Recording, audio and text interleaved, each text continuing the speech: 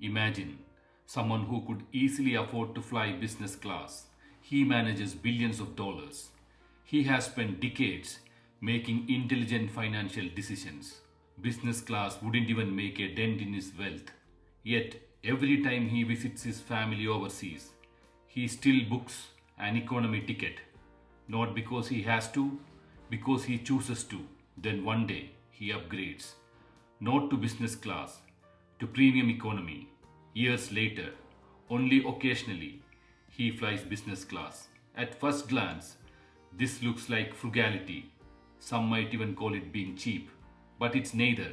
It's an example of one of the most misunderstood wealth building habits in the world, delayed gratification. But here is where almost everyone gets it wrong. Delayed gratification is not about denying yourself happiness, and it's certainly not about becoming a miser. It's about upgrading your life at a pace your wealth can sustain, because the biggest threat to your financial future is not a market crash. It's something far more ordinary, a lifestyle that grows faster than your income. Today, we will explore why some people quietly build extraordinary wealth while others earn more every year yet never feel financially free. And more importantly, we will answer one difficult question: where is the line between wise patience and unnecessary sacrifice? Most financial advice presents life as a simple choice: spend your money or save your money. But reality isn't that simple. There are actually three different financial identities. The first is instant gratifier. Every salary increase becomes permission for a lifestyle upgrade. A promotion becomes a new car. The miser rarely upgrades anything. They postpone every experience. Every purchase feels like a loss. Even after becoming financially secure, they continue living as though every amount spent is a mistake. Ironically, they achieve financial success but never allow themselves to enjoy it. Money becomes something to accumulate, not something that creates freedom. Neither of these extremes leads to a fulfilling life. One sacrifices tomorrow for today, the other sacrifices today for tomorrow. There is a third path, and it's the one followed by many people who quietly build long lasting wealth. Let's call this person the progressive gratifier. They don't reject success, they simply refuse to let lifestyle grow faster than wealth. When income increases, their lifestyle improves, but gradually, intentionally. They don't jump from a compact car to a luxury SUV overnight. They move one step at a time, not because they can't afford more, because they understand something powerful. Every permanent lifestyle upgrade becomes a permanent financial commitment. It's easy to buy something once, it's much harder to maintain it for the next 20 years. This applies to houses, cars, vacations, private schools, luxury subscriptions, even restaurants. The purchase is temporary, the lifestyle is permanent, and permanent expenses quietly shape your financial future. If delayed gratification is such a powerful idea, why is it so difficult? Because our brains weren't designed for modern consumer society. Thousands of years ago, immediate rewards increased our chances of survival. Food today was more valuable than uncertain food tomorrow. Our brains still operate using that ancient wiring. But today's world constantly amplifies it. Every scroll through the social media reminds us what we don't own. Every advertisement tells us we deserve an upgrade. Every promotion quietly whispers, "You have worked hard. You have earned this." Sometimes that's true, but sometimes we are not buying something because it improves our life. We are buying it because everyone else already has it. Behavioral economic experts call this social comparison. Our happiness often depends less on what we own and more on how our lifestyle compares with people around us. That's why somebody earning a very good salary may still feel poorer than someone earning around half of his or her salary, simply because they are comparing themselves with a colleague who is earning much higher. The problem isn't income, the problem is comparison, and comparison has no finish line. In the late 1960s, psychologist Walter Mischel conducted one of the most famous experiments in psychology. A child was placed in a room with a marshmallow. The researcher made a simple offer: you can eat this marshmallow now, but if you wait until I come back, you will get two. Some children waited, many didn't. For years, this experiment became a symbol of delayed gratification. Early findings suggested that children who waited tended to perform better later in life, academically and professionally. But as psychology evolved, researchers discovered something important. Delayed gratification wasn't just about willpower. It also depended on trust, environment, and opportunity. If a child grows up in an unpredictable environment, taking the reward now may actually be the rational choice. This changes how we should think about delayed gratification. It's not simply about saying no to today's pleasure. It's about believing that waiting will genuinely create a better tomorrow, and that's exactly what long-term investing is. Every SIP, every investment, every skill you learn, every promotion you work toward, they are all modern versions of the marshmallow experiment. You are giving up something today for something significantly better in the future. Now let's look at what usually happens in real life. Imagine your salary increases by 10% every year. Sounds fantastic, but your spending increases by 12% every year. At first, the extra 2% doesn't seem important. After all, you are still earning more than before. But there is a hidden problem. Your savings don't grow from what's left after spending. Your wealth grows from what you consistently invest. If expenses rise faster than income, your investment rate begins to shrink, and unlike a one-time expense, lifestyle inflation compounds. It's compound interest working against you. Every permanent upgrade becomes the starting point of your next upgrade. A better apartment leads to higher rent or EMIs. A premium car leads to higher insurance, maintenance, and fuel cost. Luxury holidays create expectations for even more expensive holidays. Suddenly, you are no longer buying a product. Imagine two professionals. Let's call them Rahul and Maya. Both start their careers earning same salary per year. Both receive similar promotions. Both are equally talented. After 15 years, both earn 7 times their starting annual salary. From the outside, their careers look almost identical, but their financial lives are completely different. Every time Rahul receives a raise, he upgrades immediately: a larger apartment, a luxury SUV, premium memberships, more expensive restaurants. His savings rate stays almost the same because every increase in income is matched by an increase in spending. Maya follows a different approach. She upgrades too, but gradually. When she receives a raise, part of it improves her lifestyle. The rest improves her future. Her investments increase before her spending does. 20 years later, they have earned almost the same amount. Yet, Maya has accumulated several times more wealth. Not because she earned more, not because she has found better investments, simply because she allowed compounding to work for her instead of against her. The difference wasn't income, it was behavior. Most people overestimate the impact of one big financial decision and underestimate the impact of thousands of small ones. Think about it. Choosing a slightly cheaper holiday this time around won't make you wealthy. Skipping coffee won't make you a millionaire.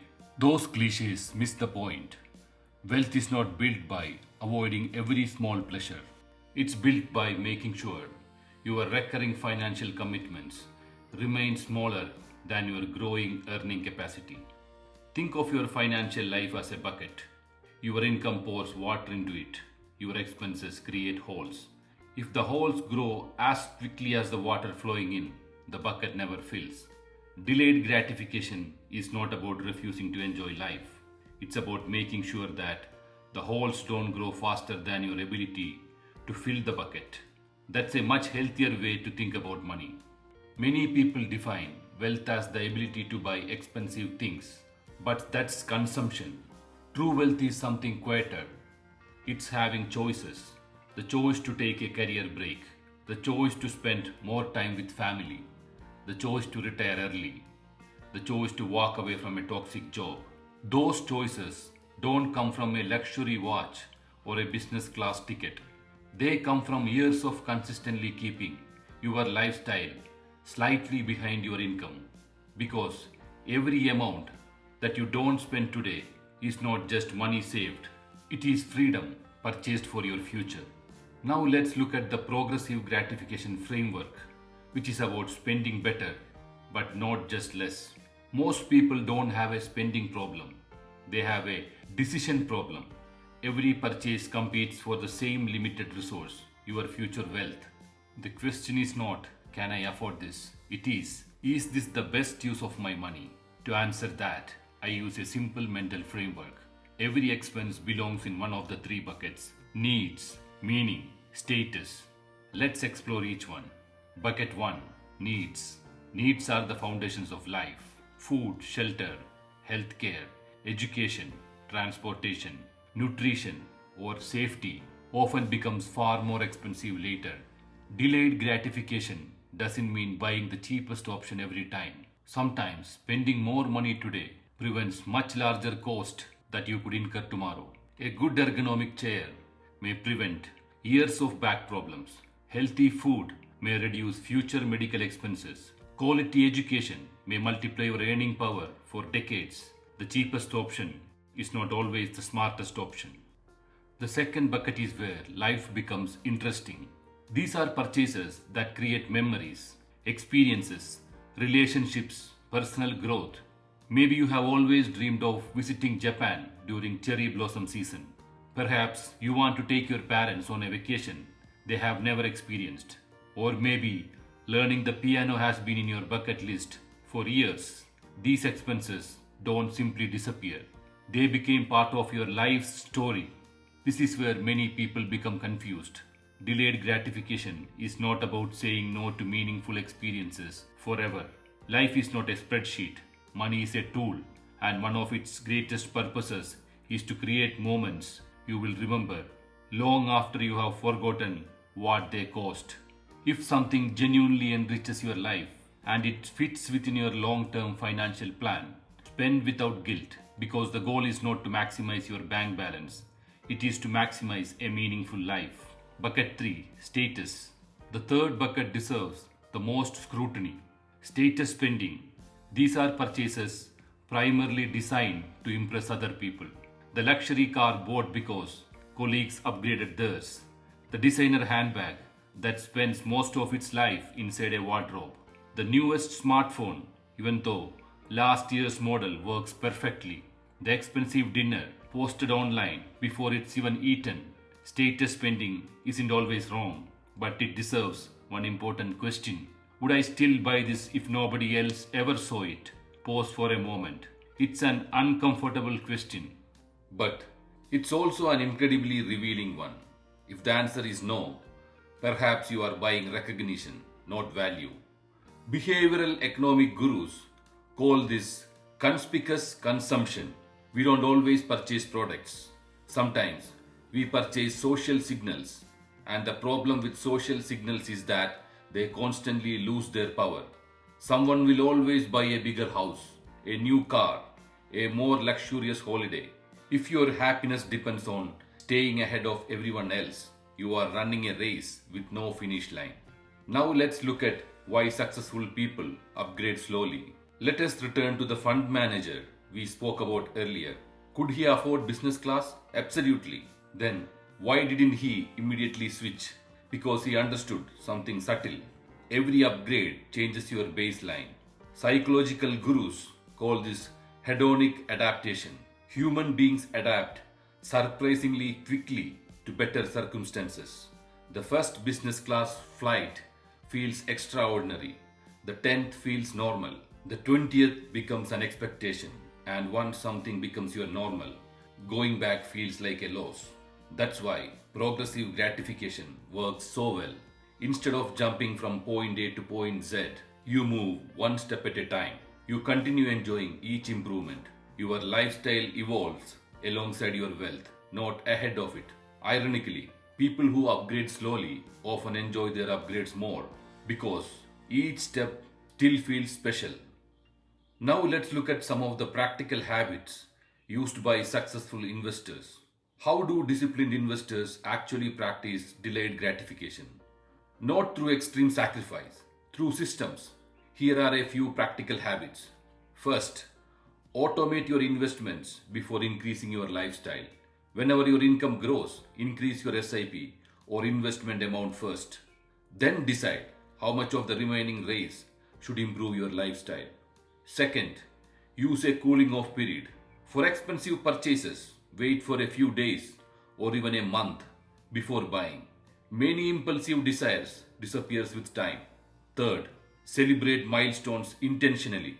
Don't eliminate rewards, earn them. Completed a major project, received a promotion, reached a savings milestone.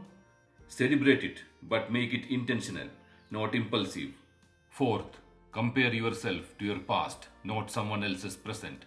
The only comparison that truly matters is whether your life is improving relative to where you were a few years ago. Finally, create a joy budget. Allocate a fixed amount each month for things that genuinely make you happy. Spend it freely, without guilt, without regret, because disciplined investing is not about eliminating joy. It is about protecting it for decades to come. So, how do you enjoy today without stealing from tomorrow? Let's look at how delayed gratification doesn't end at financial freedom. Many people think delayed gratification ends once they achieve financial independence. In reality, that's when it becomes even more important. Building wealth is only the first challenge. Keeping it is often much harder. History is filled with people who earned fortunes only to lose them because their lifestyle expanded faster than their wealth could afford. Retirement doesn't come from a guaranteed paycheck. Your investments become your income. Every unnecessary expense now has a second cost. Not only does it reduce your savings, it also reduces the future income those savings could have generated. This is where delayed gratification transforms from a wealth building habit into a wealth preservation habit. Let's look at how delayed gratification will help when the future is uncertain. One of the biggest mistakes in financial planning is assuming the future will behave exactly like the past. But life rarely follows our spreadsheet. Inflation can suddenly accelerate. Healthcare costs can rise. Markets can remain weak for years. Family responsibilities can change unexpectedly. No one predicted events like global pandemic years in advance, and no one knows what the next 20 years will bring. That's why building financial slack isn't pessimism, it's resilience. Delayed gratification creates a margin of safety, a financial buffer that allows you to absorb uncertainty without compromising your quality of life. Because wealth is not measured by how much you can spend during the best years. It's measured by how well you can navigate the difficult ones. So, how do you practice delayed gratification without delaying every dream? Now, here is the other extreme.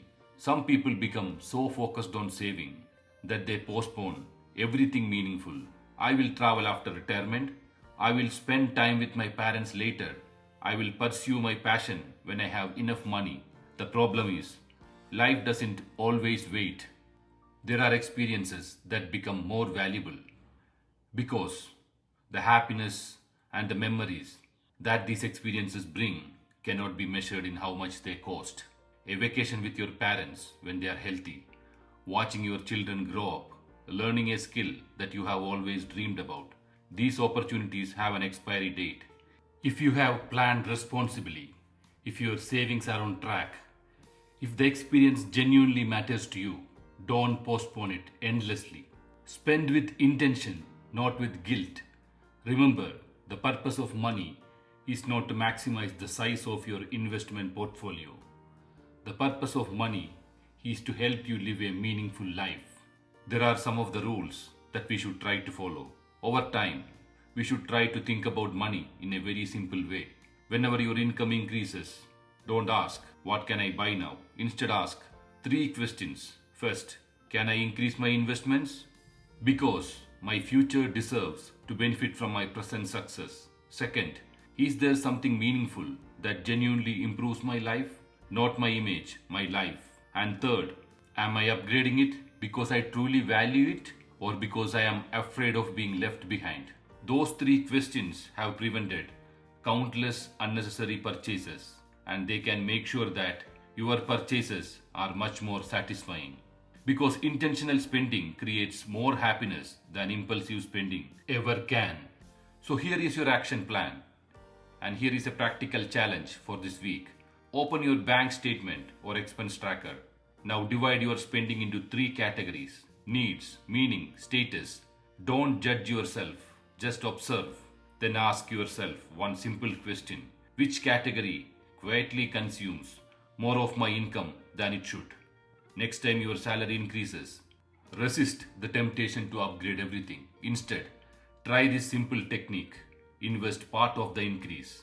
Enjoy part of the increase. Ignore the pressure to spend the rest. Repeat that every year over a decade. The results can be extraordinary. Not because you denied yourself happiness, but because you allowed your wealth and your lifestyle to grow together. Delayed gratification is not about saying no to life. It's about saying not yet to things that don't matter, so you can confidently say yes to things that matters. The opposite of overspending is not saving. The opposite of overspending is wisdom.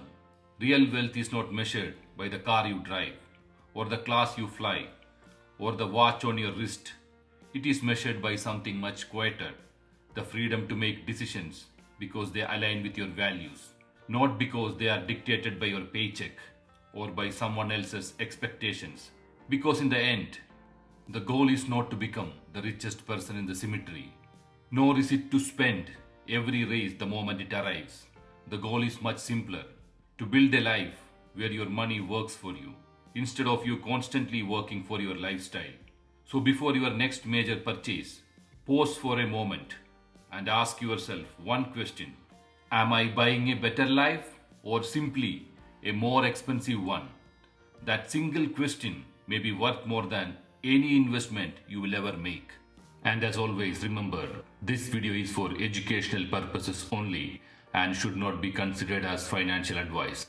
Please do your own research or consult a qualified financial advisor before making investment decisions.